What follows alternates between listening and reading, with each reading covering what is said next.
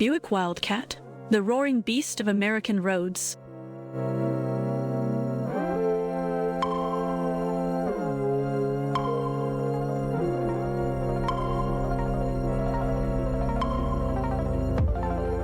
Hello, petrolheads and casual cruisers. Today, we're tackling the ferocious feline of the freeway, the Buick Wildcat. Launched to shake up the 1960s automotive scene, the Wildcat epitomized everything that was big, bold, and brassy about American cars. Let's dive right in. Now, the first thing you'll notice about the Buick Wildcat is its sheer size. This is no dainty little roadster. No, my friends, this is a car that requires 2 postal codes just to park. Measuring in at over 18 feet long, it's more akin to a barge than a modern sedan, and it weighs nearly 2 tons. So, you can forget about nipping through narrow city streets. This beast is designed for the vast open highways of America. Under the hood, the Wildcat housed an engine that could startle the spirits of dead hot rodders. In 1962, this meant a 401 cubic inch nailhead V8, producing a respectable 325 horsepower. And by the time the 1964 Grand Sport model rolled out, it boasted a mind-blowing 425 cubic inch monster, churning out acclaimed 360 horses. To put it in perspective, that's like having a herd of thoroughbreds under your bonnet, all rearing to go. You heard that right. The Wildcat was not just a showpiece, but a performer on par with Europe's finest, if a bit less refined. Driving this colossus is an exercise in controlled chaos. The torque-rich V8 delivers a wallop that hurls you forward like a shot from a cannon.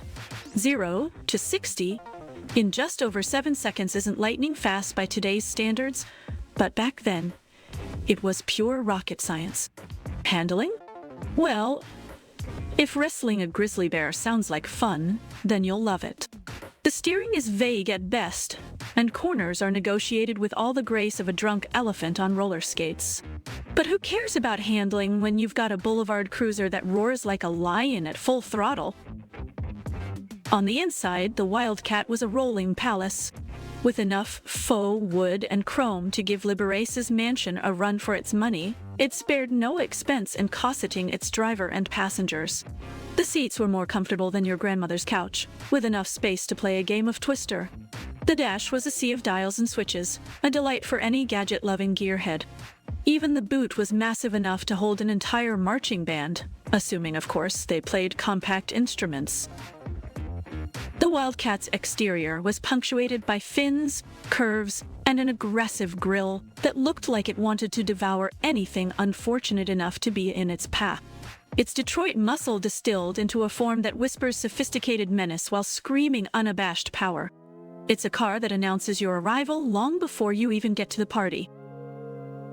The Buick Wildcat represents an era of motoring excess. It's the automotive equivalent of Elvis Presley, larger than life, impossible to ignore, and brimming with talent, just slightly obscured by its own gaudiness. It's not just a car, it's an experience, a statement, and a bit of an ordeal all wrapped into one chrome-laden package. So, would I recommend driving a Buick Wildcat today? Absolutely, if for no other reason than to remind yourself what driving was like before cars became glorified computers. It's big, it's brash, and it's utterly fantastic. Just make sure you've got a humongous garage to park it in, and a small oil well to keep it fed. Cheers! Did that Wildcat roar get your adrenaline pumping? Make sure to slam that like button and hit subscribe for more revved up reviews from Autoicons. Tap the bell so you don't miss any of our wild motoring adventures. Keep those engines revving.